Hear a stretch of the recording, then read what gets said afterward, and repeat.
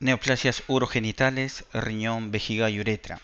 Soy el doctor Manuel Ángel Díaz Silva, médico urólogo médico asistente del Hospital Lima Norte Callao de Salud. Los temas a tratar van a ser, como primer punto, neoplasias del riñón; segundo punto, neoplasias de la vejiga; tercer punto, neoplasias de la uretra.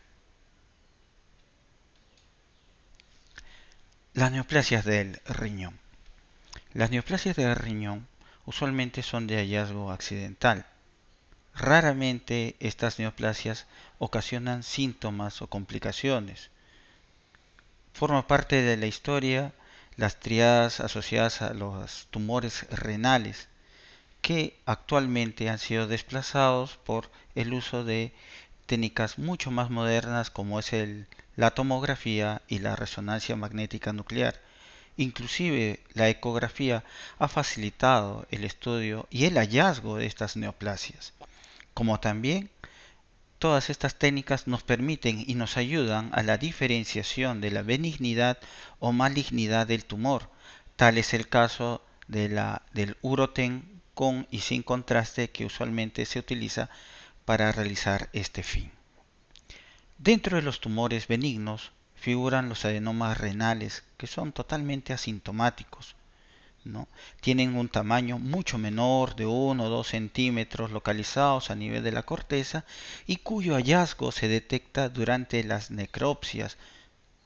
Otros tumores tan frecuentes pueden ser los oncocitomas, e inclusive se describe también como parte de las tumoraciones eh, las hidronefrosis. Pero todos ellos logran ser algo manejables, a excepción del oncocitoma, que tiene cierta conducta maligna. Básicamente, las neoplasias malignas se pueden representar en lo que nosotros denominamos el carcinoma renal. Esta tumoración maligna representa el 2 al 3% de todos los cánceres de la vía urinaria. La incidencia máxima o la edad de frecuencia de aparición bordea los 60 y los 70 años. No quiere decir que eso no pueda aparecer en gente más joven. En ellos puede estar relacionado a algún factor hereditario. La relación varón-mujer está prácticamente en igualdad de condiciones, 1.5 para el varón sobre 1 sobre mujer. La mortalidad por carcinoma renal se ha estabilizado durante los últimos 10 años. Esta mortalidad se ha determinado a pesar de que se han utilizado nuevas técnicas quirúrgicas en el abordaje y en la extirpación de estas tumoraciones. La mortalidad se mantiene entre un 70 a un 80% de mortalidad en los primeros 5 años. Los factores etiológicos figuran el tabaquismo, la obesidad y la hipertensión. Hay una gran tendencia del carcinoma renal en los pacientes con tabaquismo. La obesidad en el caso de pacientes que consumen una gran cantidad de calorías diarias con uso de alimentos grasos y carbohidratos pueden estar en relación a estos pacientes que presenten en el futuro un carcinoma renal. Entre las medidas preventivas se ha propuesto desde ya hace muchos años a nivel de salud pública la abstención del consumo del tabaco y el control del sobrepeso, los cuales son cartas para reducir la aparición de esta enfermedad. Se debe mencionar también que la herencia juega un factor muy importante.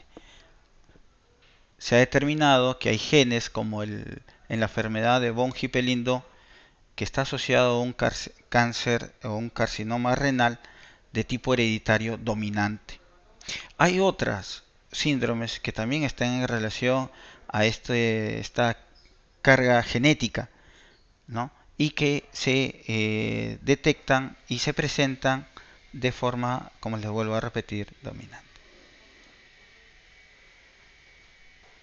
El diagnóstico de las neoplasias se detectan, como les decíamos, de forma casual.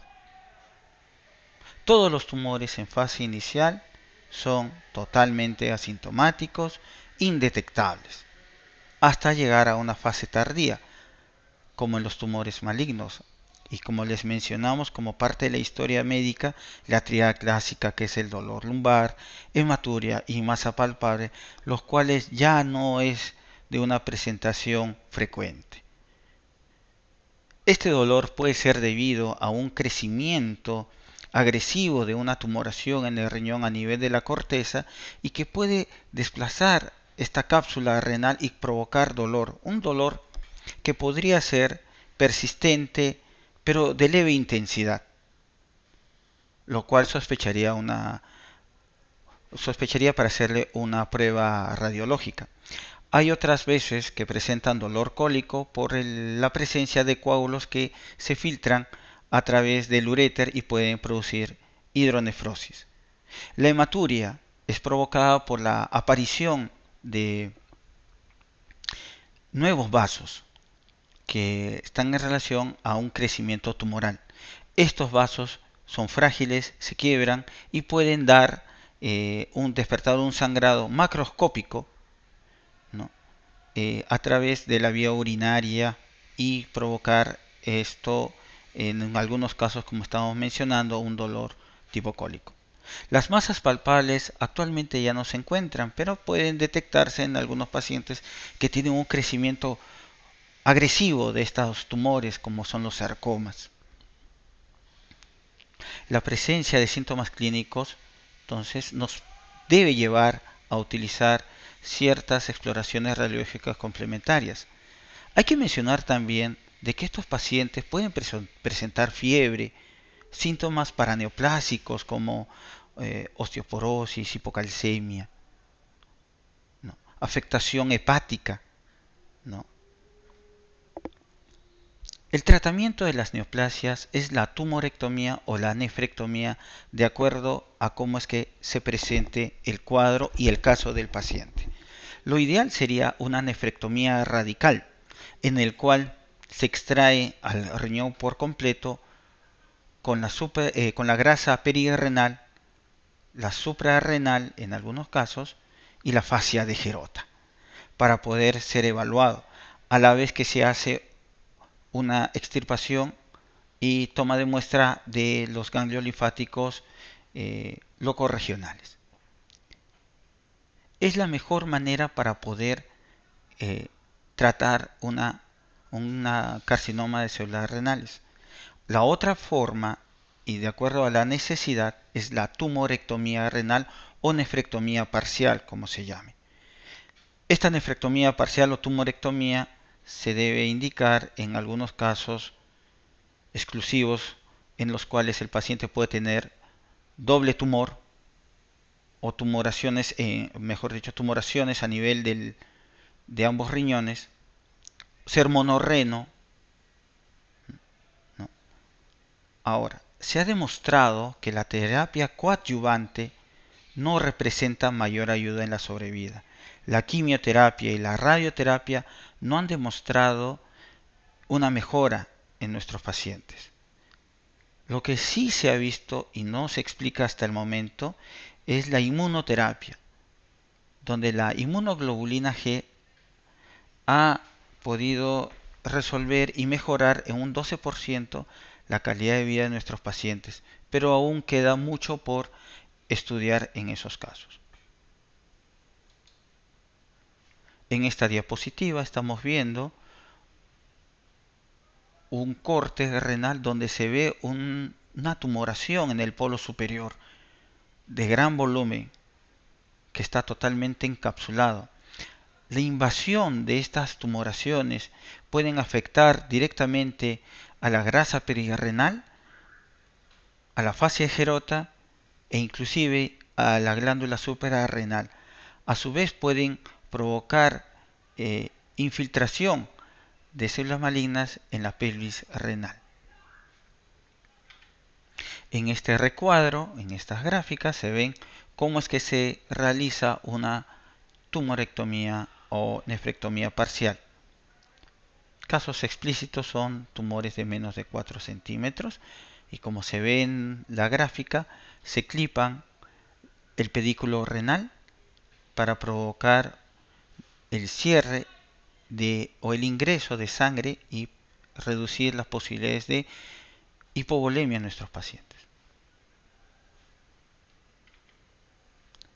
En esta otra diapositiva o imagen se ve una tomografía donde se ha perdido prácticamente la forma renal en este riñón derecho que está en contigüidad con el hígado.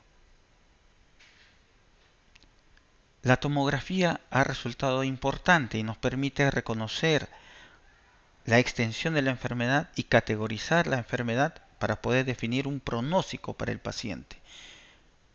Clasificaciones tipo Bosniak que se aplican en la tomografía para el cáncer renal resulta un trabajo importante y una pieza importante para el pronóstico y como parte y como decisión para el tratamiento.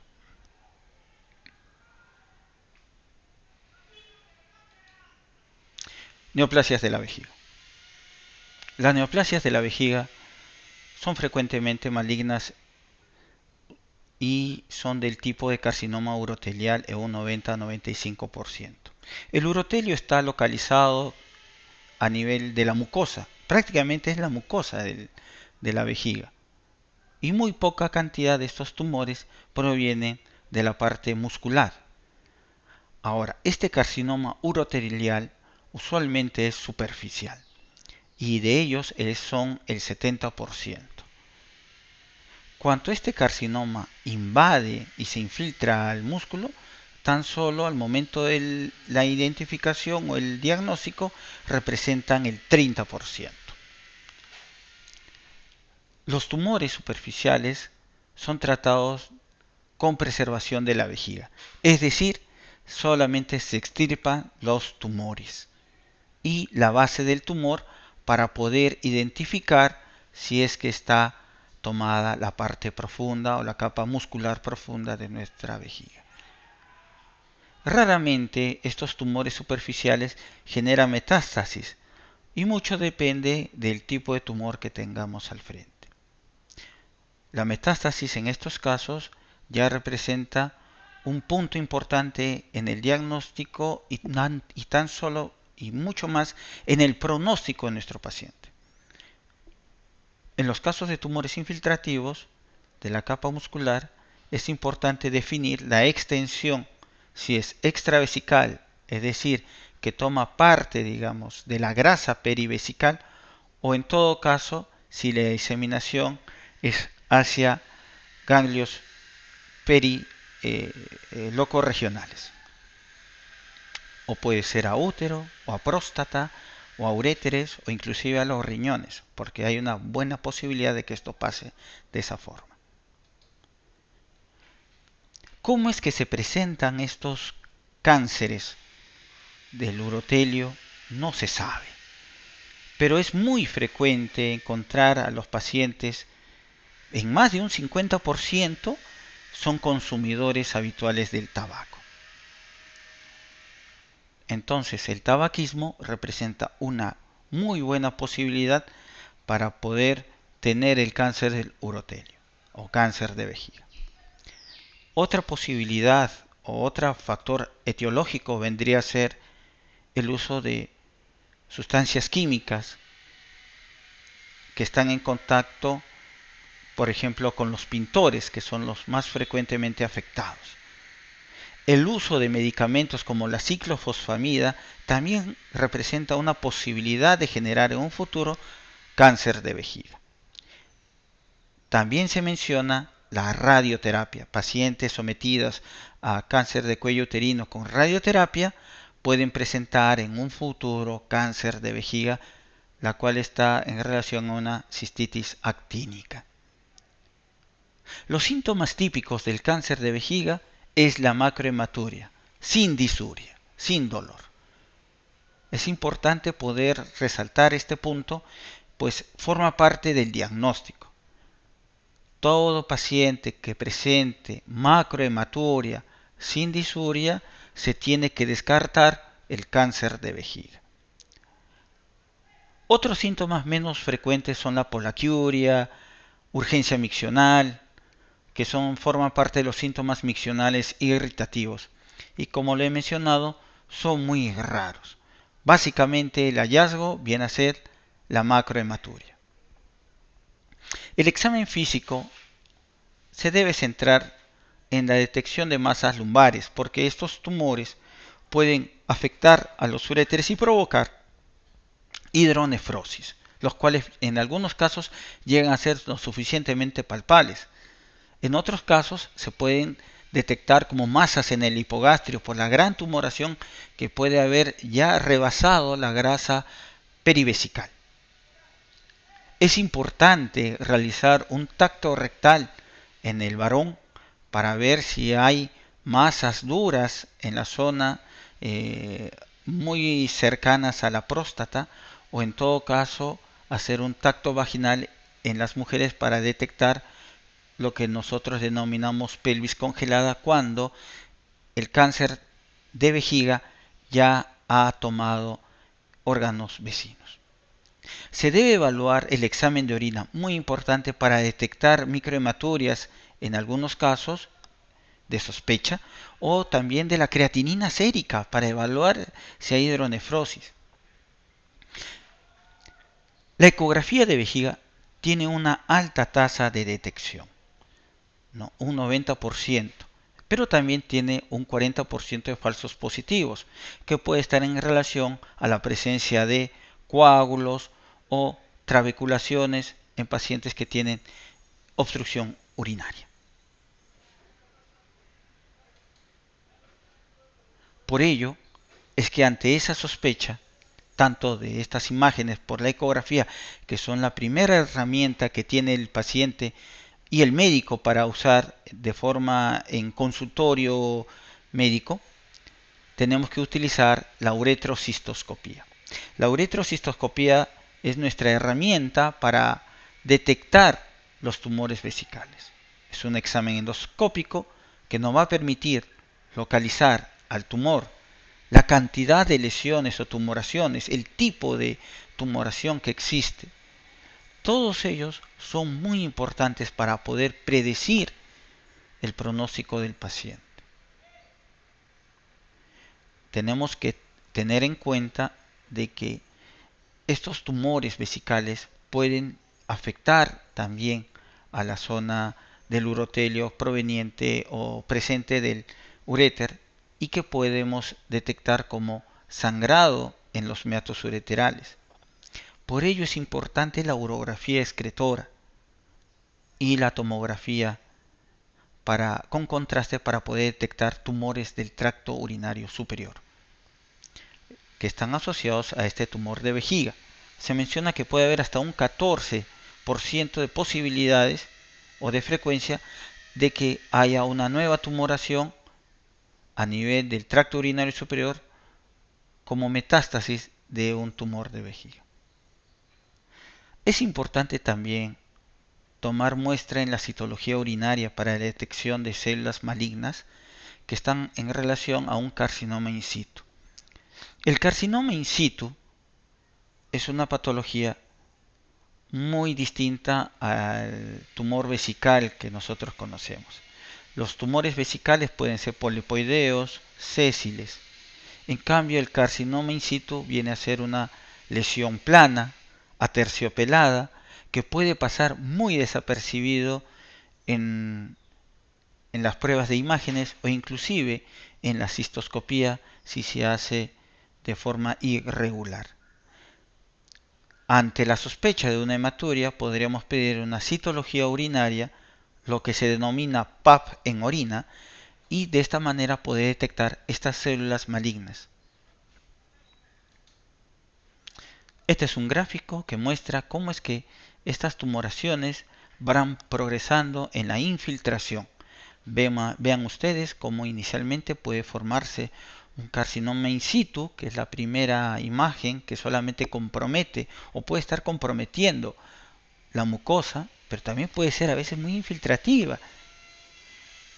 Como segundo punto, ustedes ya ven una imagen polipoidea, ¿no? Que también, en este caso, el cáncer solamente se ubica en la parte extrema del pólipo, y que solamente su resección ya resulta ser curativa. Como segundo, tercer y cuarto ven cómo es que las tumoraciones van avanzando y van comprometiendo la mucosa, la submucosa, la capa muscular y la capa adventicia o lo que se denomina grasa perivesical. En estos casos ya estamos hablando de estadios clínicos muy avanzados y que el paciente ya está severamente comprometido. La resección uretral o transuretral, que es la RTU, tiene un valor diagnóstico y terapéutico para todos los tumores superficiales y también vale decir profundos. La toma de la muestra de la RTU tiene dos pasos. La primera muestra es el tumor y la segunda muestra es la base del tumor. De esta manera se debe reconocer el tipo de tumor y también si es que hay infiltración de la neoplasia en la capa muscular de la vejiga.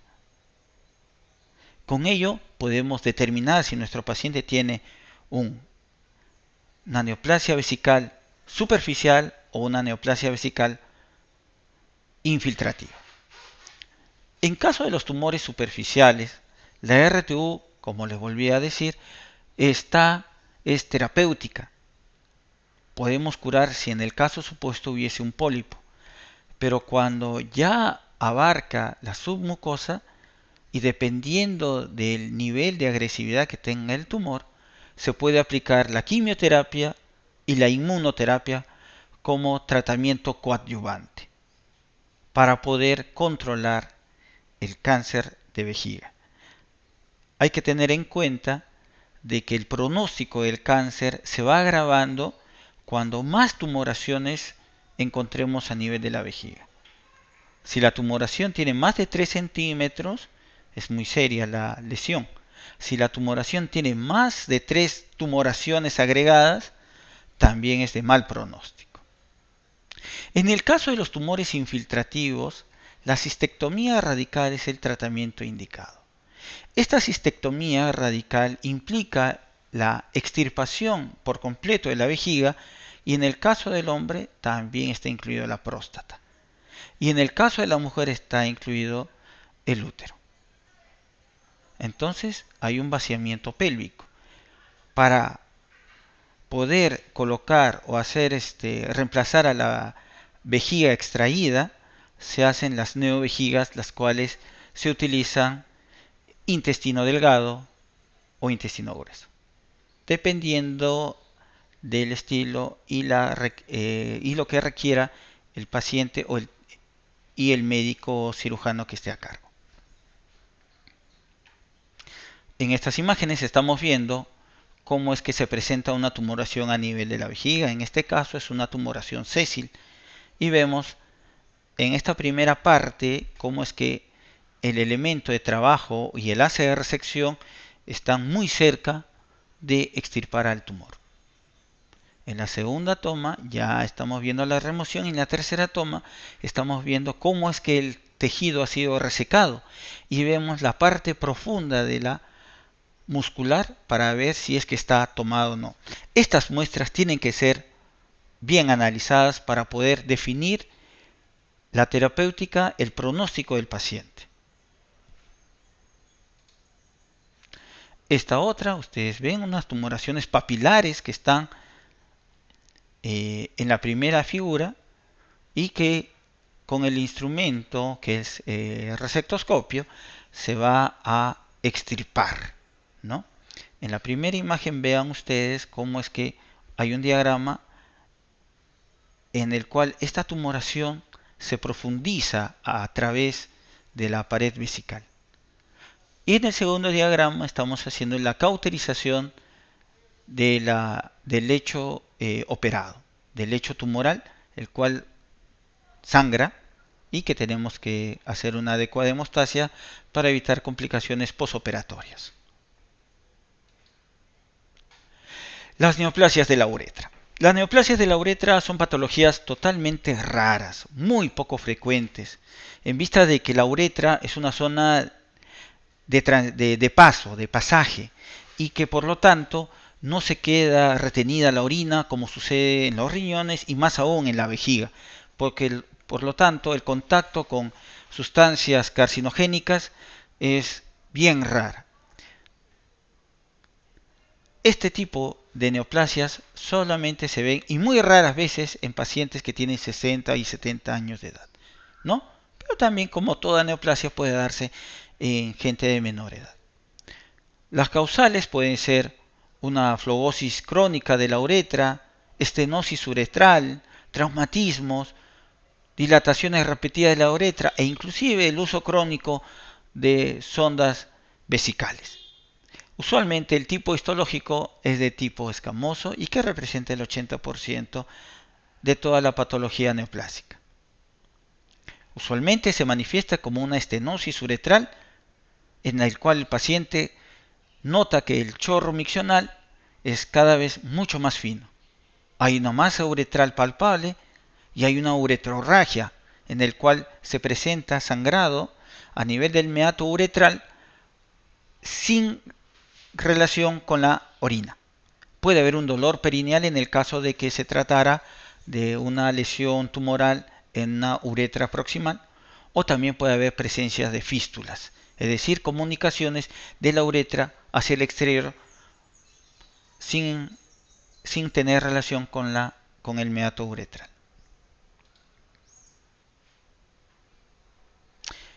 El diagnóstico se realiza con la uretrocistoscopía, el cual permite tomar muestras de ese tejido para su posterior evaluación. La curación está representada por una resección amplia con márgenes de 2 centímetros, dependiendo de la localización de la lesión. Si es anterior, puede ser solamente la exéresis de esa área, y si es en la zona proximal, puede hacerse una cistoprostatectomía con linfadenectomía y penectomía total cuando se presentan estos tumores. Puede usarse la quimioterapia y la radioterapia, pero resultan ser de muy poco éxito. Esas son las 3 clases que me ha tocado compartir con ustedes. Muchas gracias.